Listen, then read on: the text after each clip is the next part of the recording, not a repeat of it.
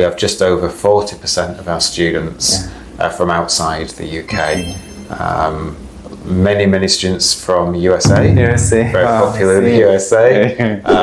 But literally all over the world. Over 100 different countries represented every year on campus, and the staff as well.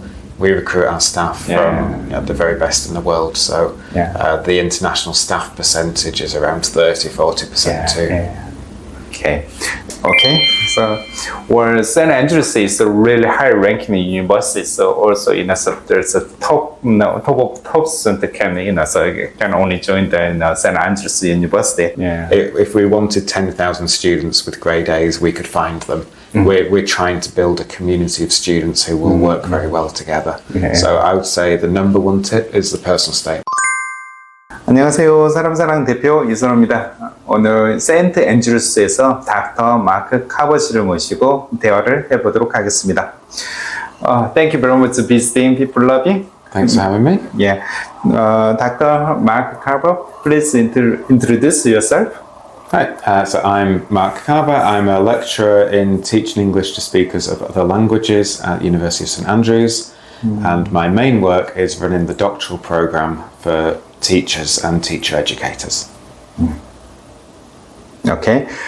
St. Andrews is located in the city of St. Andrews. Could you introduce the city of St. Andrews? Absolutely. So St Andrews is a small seaside town. It's about 1 hour north of Edinburgh, which is the capital city of Scotland.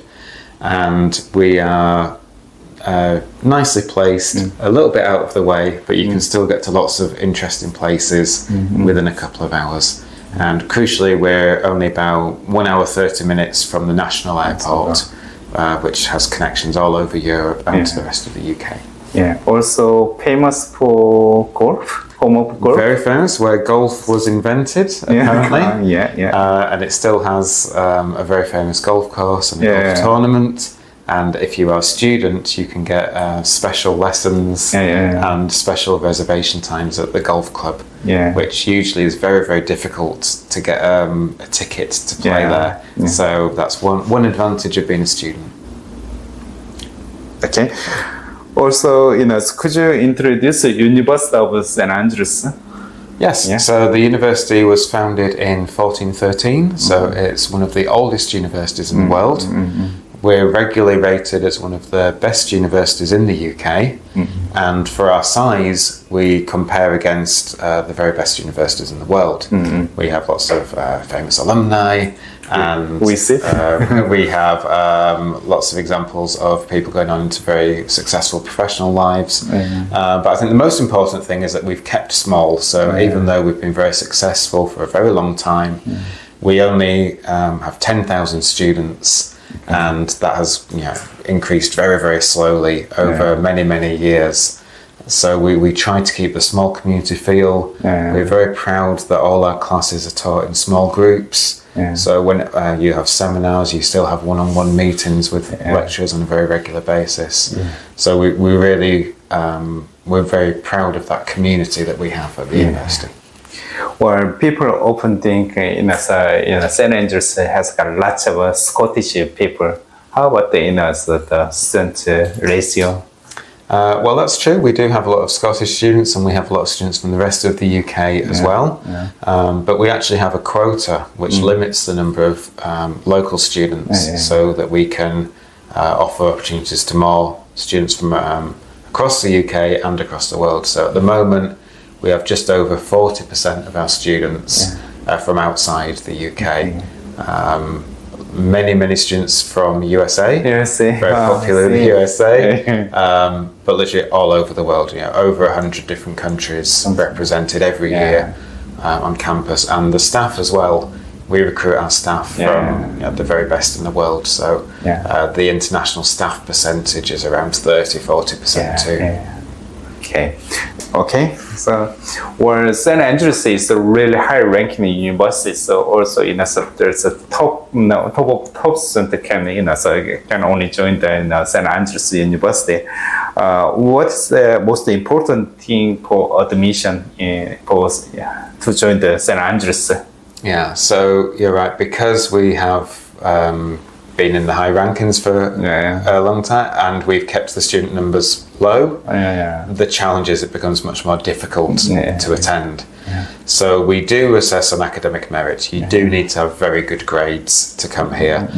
But we also want to choose students who are going to contribute to the community. So it's not just about the grade. A lot goes on the personal statement. And we guarantee that the personal statement is read by a lecturer. So somebody from the department will read your personal statement, will get to know how you represent yourself through that. We don't filter using administration staff or anything like that. So please, if you're applying to any university, but especially us, please make sure that the personal statement is very personal and it gives us a sense of who you are and how you'll contribute to the community. Because really that's what we're looking for. If we wanted 10,000 students with grade A's, we could find them. We're trying to build a community of students who will work very well together. So I would say the number one tip is the personal statement. You emphasize in a personal statement very much. So all tutors or professors read every single personal statement. Yeah, so everybody meets the minimum entry requirements, then their full application will be seen by an academic. Okay, so also you are in a TESOL department.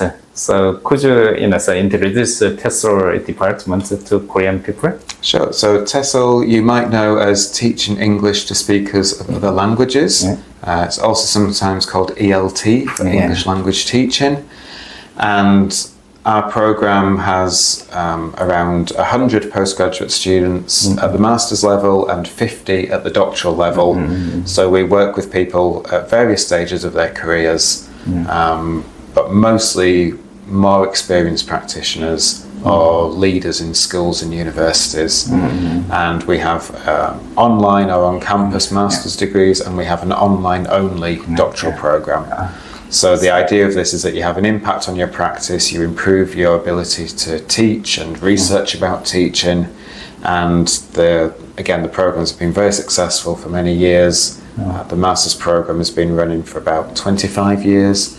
The doctoral program is quite new, that's been about 4 years. And we've now expanded into new masters, so we have a master's in international education. So if you're working, for example, in an international school, if you're a school leader or a school administrator, or you work for a government ministry of education, but you're not actually a language teacher, then we now have that degree in international education. And we have a new degree just this year for digital education. So if you're interested in education technology, AI of course, then that's a new program that we've created too.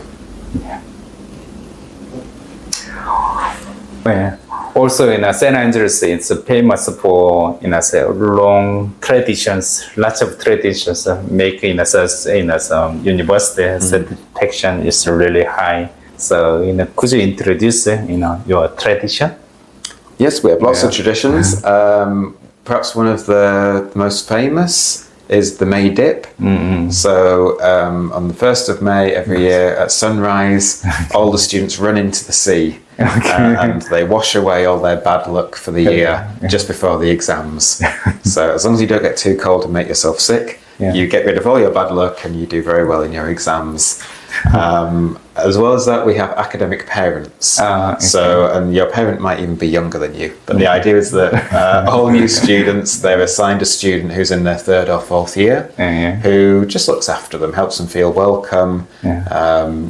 They might have you around to the house and have drinks, dinner, that kind of thing. And we have a parent appreciation day. That's called Raisin Monday. And traditionally, you would say thank you to your parents by giving them some raisins.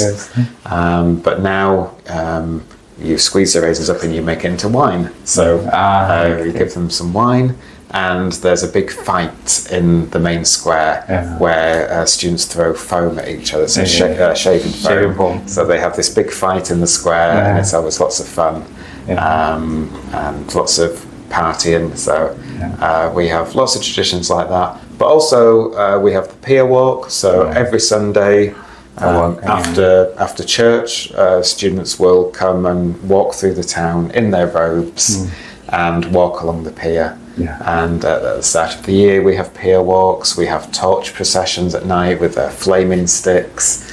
So there are lots and lots of traditions there. Yeah. Lots of societies have their own traditions as well. Yeah. We have lots of Scottish dancing. Yeah.